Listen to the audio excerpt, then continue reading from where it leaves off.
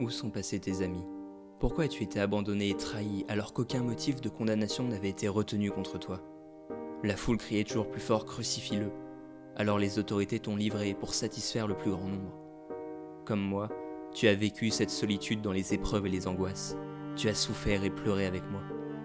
Ils se moquaient de toi, ils s'amusaient de te voir porter cette lourde croix sur les épaules. Tu sais ce que c'est de porter un fardeau qu'on n'a pas choisi, des soucis, des peines, des blessures dont on a parfois honte, mais qui font rire les autres. Ces poids, tu les as accueillis sans détourner le regard. Tu as fait face, avec courage et détermination, et tu t'es mis en marche, mais tu es tombé. Certains te voyaient trop faible, sans volonté, mais qui n'est jamais tombé? Comme moi, tu as vécu ces chutes douloureuses où tout s'obscurcit. Ce moment où je suis soit ignoré, soit insulté. Ce moment où rien ne me donne envie de me relever. Mais tu me donnes cet exemple de persévérance. Même si tu es tombé, tu te relèves. Tu donnes tout pour te remettre en chemin. C'est alors que tu as rencontré ta mère, celle qui n'a jamais cessé de t'aimer et d'être à tes côtés, dans tout ce que tu accomplissais depuis le premier jour. Seule, elle se tient là. Elle souffre en silence au milieu de ces insensés, de ces regards, de ces mots jetés par une foule ingrate. Suis-je moi aussi capable de ne pas être dans la foule un anonyme parmi d'autres, mais d'avoir comme ta mère le regard d'amour et de compassion?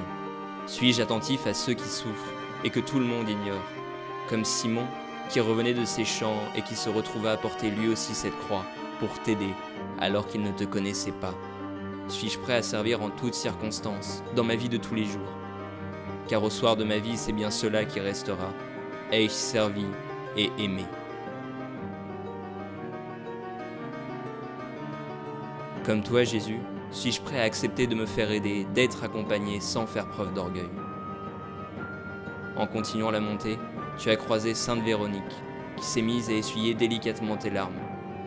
J'ai moi aussi besoin dans ces moments de proches sur qui pleurer, d'amis avec qui me confier lorsque le fardeau est trop lourd. Inversement, à travers le visage parfois en pleurs des pauvres, des plus petits, des plus fragiles, suis-je prêt à être moi aussi une présence aimante? Pliant sous le poids de la croix, tu es tombé une deuxième fois. Combien de fois, moi aussi, je pensais être reparti avec de grandes résolutions, avant de retomber plus ou moins douloureusement. La tentation du découragement survient avec ce fameux « à quoi bon ?» À quoi bon te relever? À quoi bon souffrir plus, quand tout est signe d'amertume et de tristesse? Mais tu n'abandonnes pas, tu te donnes jusqu'au bout, de relèvement en relèvement. Tu me montres que mes chutes ne sont pas une défaite, mais bien une victoire si je me relève. Des femmes en pleurs étaient là. Voyant ta douleur, elles t'entouraient en se lamentant.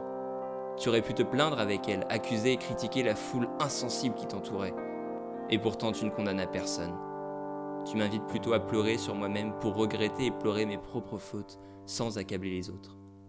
Ce n'est pas pour m'humilier ou me rappeler mes faiblesses, mais bien pour me préparer à recevoir le pardon. Tu tombes. Cette croix est trop lourde à porter, même à deux. Tu es à terre, piétiné, moqué, mais tu trouves là encore les forces pour te relever. Comment arrives-tu à croire que rien n'est jamais perdu dans ces moments, que tant qu'il te restera un souffle de vie, tu pourras toujours aller de l'avant? Quand je chute, que je suis enfoui sous des addictions, des blessures, et que je me dis « je ne change pas beaucoup, à quoi bon tout cela ?» Où trouver cette force et cette confiance qui t'anime?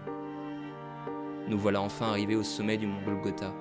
Ultime provocation, les soldats t'enlevèrent tes vêtements et les tirèrent au sort pour les garder. Il ne te restait plus rien à toi, mais tu avais définitivement marqué l'esprit de ceux qui t'avaient suivi jusque-là. Les bruits de marteau retentirent, les soldats te crucifiaient sur une croix en bois. Au-dessus de ta tête, ils placèrent une inscription indiquant le motif de ta condamnation. Celui-ci est Jésus, le roi des Juifs.